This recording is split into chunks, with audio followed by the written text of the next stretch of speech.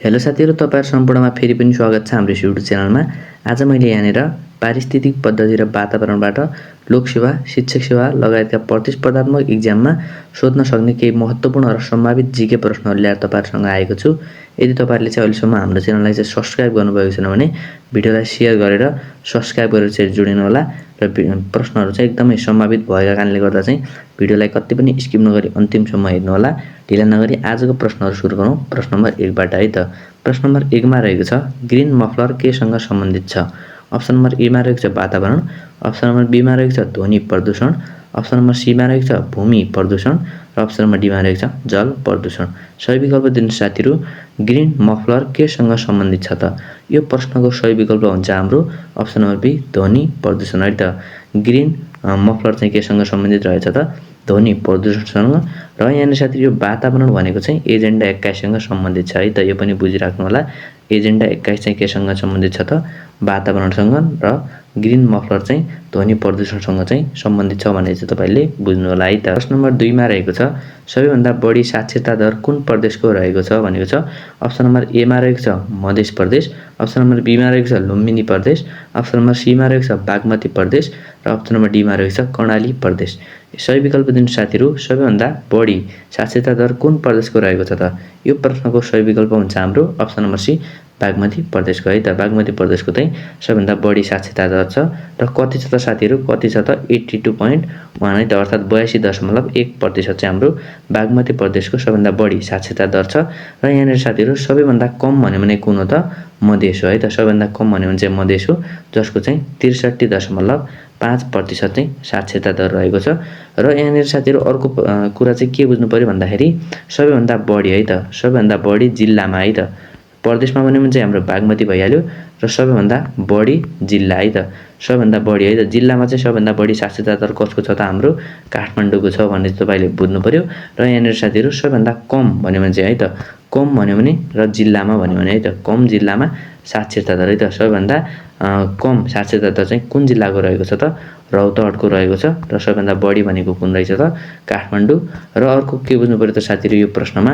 यहाँनिर कर्णाली प्रदेश दिएको छ। कर्णाली प्रदेशको साक्षरता दर भनेको चाहिँ 76.08% हो भने लुम्बिनी प्रदेशको कति हो त साथीहरु? लुम्बिनी प्रदेशको चाहिँ 80.1% हो भन्ने चाहिँ तपाईले बुझ्नु होला है त। प्रश्न नम्बर 3 मा रहेको छ देश आएका मध्ये गिफ्ट टु अर्थ अभियान कुन संस्थासँग सम्बन्धित छ? अप्सन नम्बर ए मा रहेको छ युएनईपी, अप्सन नम्बर बी मा रहेको छ सिटिज, अप्सन नम्बर सी मा रहेको छ डब्ल्युडब्ल्युएफ र अप्सन नम्बर डी मा रहेको छ आइसिआइएमओडी अर्थात इसिमोड। सही विकल्प दिनु साथीहरु। देखाएका मध्ये चाहिँ गिफ्ट टु अर्थ अभियान चाहिँ कुन संस्थासँग सम्बन्धित रहेको छ त? यो प्रश्नको सही विकल्प हुन्छ हाम्रो अप्सन नम्बर सी डब्ल्युडब्ल्युएफ है त। डब्ल्युडब्ल्युएफ चाहिँ केसँग सम्बन्धित छ त? हाम्रो गिफ्ट टु अर्थसँग चाहिँ सम्बन्धित छ। र यहाँनिर साथीहरु यो प्रश्नमा अरु के बुझ्नु पर्यो त? डब्ल्युडब्ल्युएफ को चाहिँ स्थापना कहिले भयो त? यसको स्थापना चाहिँ कहिले भयो त साथीहरु? 1961 अप्रिलको 29 मा है त। यहाँनिर साथीहरु सन् 1961 अप्रिलको 29 मा चाहिँ डब्ल्युडब्ल्युएफ को चाहिँ स्थापना भयो। र यसको प्रधान कार्यालय कहाँ छ त? प्रधान कार्यालय है त। प्रधान कार्यालय है त। प्रधान कार्यालय चाहिँ कहाँ छ त? हाम्रो स्विट्जरल्यान्ड है त। स्विट्जरल्यान्डको कुन ठाउँमा त साथीहरु? स्विट्जरल्यान्डको चाहिँ ग्लेन्ड भन्ने ठाउँमा चाहिँ यसको प्रधान कार्यालय रहेको छ। र यहाँनिर साथीहरु यो गिफ्ट टु अर्थ भनेको के भनेर बुझ्नु होला त? वन्यजन्तुको संरक्षण है त। वन्यजन्तुको संरक्षण गर्न चाहिँ चालेको अभियान है त। वन्यजन्तुको चाहिँ संरक्षण गर्न चाहिँ चालेको अभियान चाहिँ के हो त? हाम्रो यो के हो त साथीहरु? गिफ्ट टु अर्थ अभियान हो। र यो चाहिँ हाम्रो कुन संस्थासँग सम्बन्धित छ त? डब्ल्युडब्ल्युएफ भन्ने चाहिँ तपाईले बुझ्नु होला है त। प्रश्न नम्बर 4 मा रहेको छ राष्ट्रिय जनगणना 2078 अनुसार नेपालको जनसंख्या वृद्धि दर कति प्रतिशत रहेको छ? अप्सन नम्बर ए मा रहेको छ 2.25%, अप्सन नम्बर बी मा रहेको छ 1.35%, अप्सन नम्बर सी मा रहेको छ 0.92% र अप्सन नम्बर डी मा रहेको छ 0.82%। सही विकल्प दिनु साथीहरु। राष्ट्रिय जनगणना 2078 अनुसार चाहिँ नेपालको जनसंख्या वृद्धि दर कति प्रतिशत रहेको छ त? यो प्रश्नको सही विकल्प हुन्छ हाम्रो अप्सन नम्बर सी 0.92% है त। राष्ट्रिय जनगणना 2078 अनुसार नेपालको जनसंख्या वृद्धि दर कति रहेछ त? 0.92 रहेछ। र यहाँनिर साथीहरु 2078 मा चाहिँ नेपालको जनसंख्या कति थियो त? 2078 मा चाहिँ नेपालको जनसंख्या भन्यो भने चाहिँ 2,91,64,578 चाहिँ हाम्रो 78 मा। र यहाँनिर साथीहरु 68 मा भन्यो भने चाहिँ कति त? 2,92,00,000 64,94,504 चाहिँ हाम्रो 68 मा र 78 मा कति भने त साथीहरु 2,91,64,578 चाहिँ जनसंख्या थियो भन्ने तपाईले बुझ्नु होला र जनसंख्या वृद्धि दर कति रहेछ त 0.92 रहेछ भन्ने तपाईले बुझ्नु होला है त। प्रश्न नम्बर 5 मा रहेको छ हालसम्ममा नेपालमा भएका जनगणना मध्ये सबैभन्दा धेरै जनसंख्या वृद्धि दर भएको जनगणना कुन हो त? अप्सन नम्बर ए मा रहेको छ 2038 सालको, अप्सन नम्बर बी मा रहेको छ 2008 सालको, अप्सन नम्बर सी मा रहेको छ 2068 सालको र अप्सन नम्बर डी मा रहेको छ 2078 सालको। सही विकल्प दिनु साथीहरु।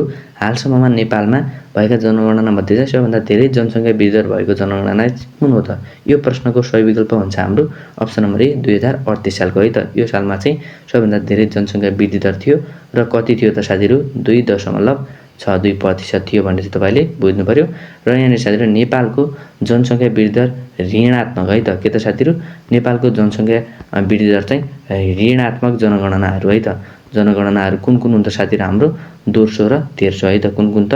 एउटा भनेको दोस्रो र अर्को भनेको चाहिँ तेस्रो चाहिँ हाम्रो के हो त? नेपालको जनसंख्या वृद्धि दर ऋणात्मक भएको हो भने चाहिँ तपाईले बुझ्नु पर्यो। र यहाँ साथीहरु मैले अघि के भने त 2078 सालको के त हाम्रो जनसंख्या वृद्धि दर कति हो त 0.92।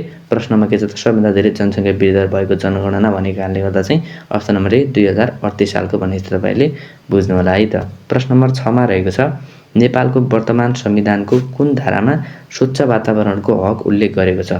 अप्सन नम्बर ए मा रहेको छ धारा 30, अप्सन नम्बर बी मा रहेको छ धारा 32, अप्सन नम्बर सी मा रहेको छ धारा 34 र अप्सन नम्बर डी मा रहेको छ धारा 28। सही विकल्प दिनु साथीहरु। नेपालको वर्तमान संविधानको कुन धारामा चाहिँ स्वच्छ वातावरणको हक उल्लेख गरेको छ त? यो प्रश्नको सही विकल्प हुन्छ हाम्रो अप्सन नम्बर ए धारा 30 है त। धारा 30 मा चाहिँ स्वच्छ वातावरणको हक उल्लेख गरेको छ र यो धारा 32 रहेको छ। धारा 32 मा चाहिँ के त साथीहरु भाषा तथा संस्कृतिको है त हक है त। भाषा तथा संस्कृति है त। भाषा तथा संस्कृतिको हक चाहिँ हाम्रो कुन धारामा उल्लेख गरेको छ त? धारा 32 र धारा 34 मा के छ त? श्रमको हक है त। श्रमको हक है त। श्रमको हक भन्यो भने चाहिँ हाम्रो धारा 34 र यो धारा 28 मा के छ त? हाम्रो गोपनीयताको हक है त। के त साथीहरु गोपनीयताको हक भनेर चाहिँ तपाईले चाहिँ यो प्रश्नमा चाहिँ बुझ्नु होला है त। प्रश्न नम्बर 7 मा रहेको छ दिगो विकासको लक्ष्य नम्बर 8 केसँग सम्बन्धित छ?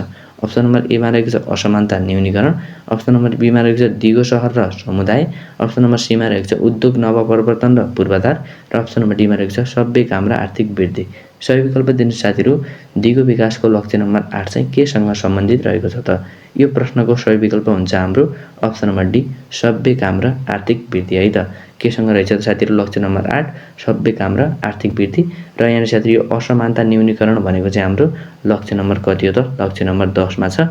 र हाम्रो साथीहरु दिगो शहर र समुदाय भनेको चाहिँ लक्ष्य 11 है त। लक्ष्य 11 चाहिँ हो र उद्योग नवप्रवर्तन र पूर्वाधार भनेको चाहिँ कति हो त? लक्ष्य 9 हो र लक्ष्य 8 केसँग सम्बन्धित रहेछ त? सभ्य काम र आर्थिक वृद्धि भनेर तपाईले चाहिँ बुझ्नु होला है त।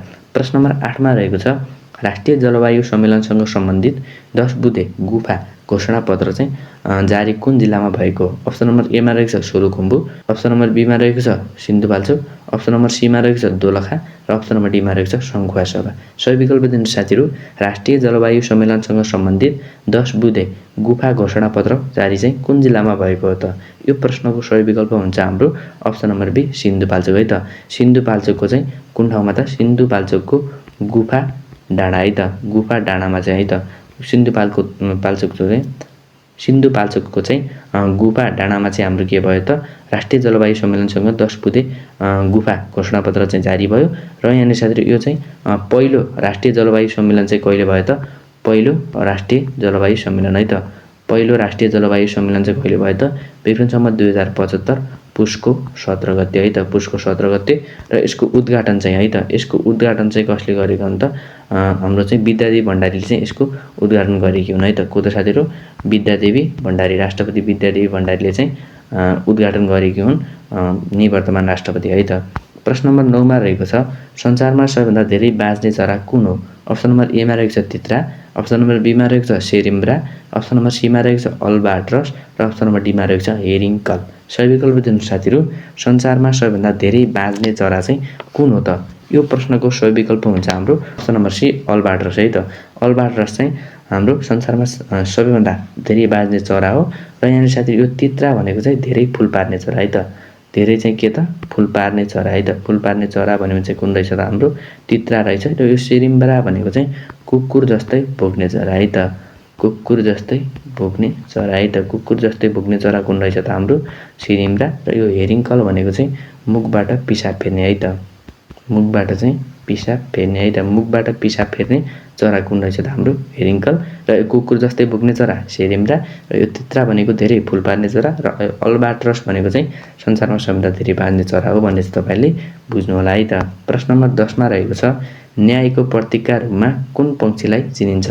अप्सन नम्बर ए मा रहेको छ लाटोकोसेरो, अप्सन नम्बर बी मा रहेको छ परेवा, अप्सन नम्बर सी मा रहेको छ ढुक्कुर र अप्सन नम्बर डी मा रहेको छ हाँस। सही विकल्प दिनु साथीहरू। न्यायको प्रतीकका रूपमा चाहिँ कुन पक्षीलाई चाहिँ चिनिन्छ त। यो प्रश्नको सही विकल्प हुन्छ हाम्रो अप्सन नम्बर डी हाँस है त। हाँसलाई चाहिँ न्यायको प्रतीकका रूपमा चाहिँ चिनिन्छ भनेर बुझ्नु पर्यो। र लाटोकोसेरो भनेको चाहिँ के त साथीहरू, लाटोकोसेरो भनेको चाहिँ विद्याको प्रतीक है त। विद्याको प्रतीक है त। विद्याको प्रतीक विवेक है त। विद्याको प्रतीक विवेक र बुद्धिको रूपमा है त। बुद्धिको रूपमा चाहिँ हाम्रो कुन चरालाई चाहिँ हाम्रो लाटोकोसेरो।